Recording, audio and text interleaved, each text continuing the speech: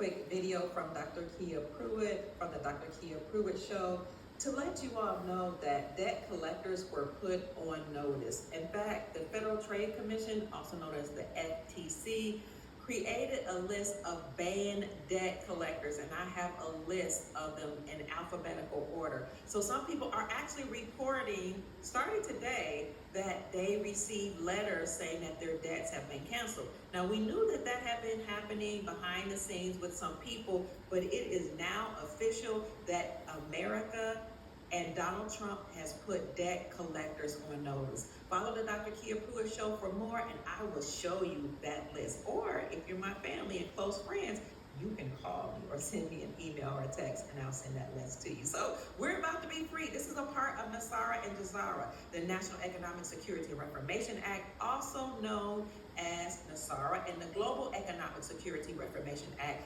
known as JSARA, is the global component of that. These laws or reformations state that Americans have to be free. Americans have to be compensated for the nefarious banking system that the central banking system of the Federal Reserve had enacted against us, forcing us to take out loans with interest rates. Because mind you, we all have a fund. We all have a fund that's also known as a trust.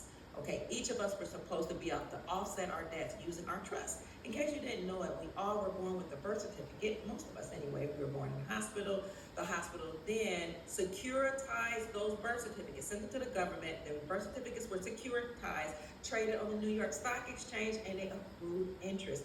That was put in a trust. So when you go and get a loan from the banks, whether it be a student loan, a car loan, automobile, of course, automobile loan, or any type of bank loan, a business loan, you put your social security number on it, you sign it. Unbeknownst to you and me, signing those so-called promissory notes and loan applications was giving these entities power of attorney to access our trust and pay themselves. So you've been paying mortgage, you've been paying your car loan, they were paying themselves, stealing money from your trust. And then they forced us to pay them with interest. This was declared as unlawful when the farmers actually took the Federal Reserve of the central banking system and the United States government to court. They took them to the highest court. It was determined that the banks were operating unlawfully. Banks are not constitutionally allowed to make us get loans from them, okay, because they didn't loan you any money.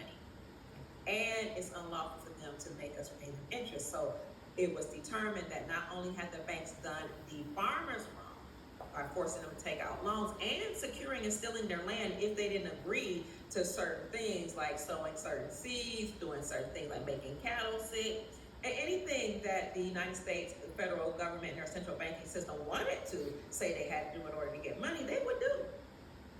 And the Supreme Court, the World Court, said that was nefarious, it was unconstitutional, unlawful. So they were told that when we return to the gold standard, all the farmers will be paid back in gold for what they had dealt with. And it was also determined that not only had the farmers been mistreated, but so had we, the people in America and abroad. And they were told after the farmers are paid first, then everybody would be paid off. That's part of NESARA, JSARA. NESARA, JSARA also said that each person were to receive what some people are calling universal basic income, and that just means you will receive tens of thousands of dollars per month in your account called the quantum financial system, or quantum financial account.